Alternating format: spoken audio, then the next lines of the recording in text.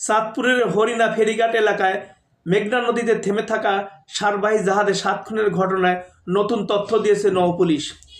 চেতনানাশক ঔষধ ব্যবহার করে তাদের হত্যা করা হয়েছে বলে জানিয়েছে তারা। তবে এটা পরিকল্পিত হত্যাকাণ্ডও বলে দাবি নিহত স্বজনদের। সোমবার রাতে লাশগুলো ময়নাতদন্তের জন্য হাসপাতালে নেওয়া হয়। এ খবর জানতে পেরে হাসপাতালের সামনে ভিড় করেন নিহতদের স্বজনরা। মঙ্গলবার বিকেলে হত্যাকাণ্ডের শিকার 7 জনের মরদেহ পরিবারের কাছে হস্তান্তর করা হয়েছে। চাঁদপুর সরকারি জেনারেল হাসপাতালে আবাসিক চিকিৎসা কর্মকর্তা ফরিদ আহমেদ আখন্দ বলেন, রাতে লাশগুলো আসে। আমরা এই 7টি লাশের সুরতাল শেষে সকাল 9:30টার দিকে ময়নাতদন্তের জন্য মর্গে পাঠিয়েছি। ময়নাতদন্ত ও আইনি প্রক্রিয়া শেষে লাশগুলো তাদের স্বজনদের কাছে হস্তান্তর করবে পুলিশ। এদিকে জাহাজ থেকে বেঁচে যাওয়া একজন সুকানি জুয়েল রানার অবস্থা সংকটাপন্ন বলে জানিয়েছেন চিকিৎসকরা।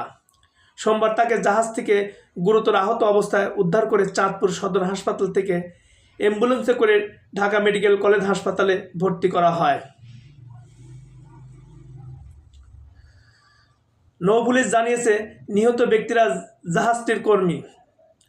তাদের মধ্যে 4 জনের নাম জানা গেছে। তারা হলেন জাহাজের মাস্টার ফরিদপুর সদর উপজেলার গেদ্দা ইউনিয়নের গোলাম কিবরিয়া, চালক সালাউদ্দিন মোল্লা, সুকানি আমিনুল ও লস্কর সবুজ শেখ। কিবরিয়া ও সবুজ মামা ভাগ্নে। সালাউদ্দিন ও আমিনুলের বাড়ি নড়াইল বলে জানিয়েছে পুলিশ। সোমবার দুপুরে মেঘনা নদীর মাঝিরঘাট এলাকায় নোঙর করা সারবাহী লাইটার জাহাজ এমবি আল বাখেরা থেকে 5 জনের মরদেহ উদ্ধার করে কোস্টগার্ড। এ সময় 3 জনকে গুরুতর আহত অবস্থায় হাসপাতালে নেওয়া হয়ে চিকিৎসাধীন অবস্থায় আরও 2 জনের মৃত্যু হয়। তবে জাহাজের 7 জনের হত্যাকাণ্ড ঘটনাটি কেউ ডাকাতি বললেও স্বজনদের দাবি এটি পরিকল্পিত হত্যাকাণ্ড। ঘটনার আলামত দেখে তারা এমন মন্তব্য করেছেন।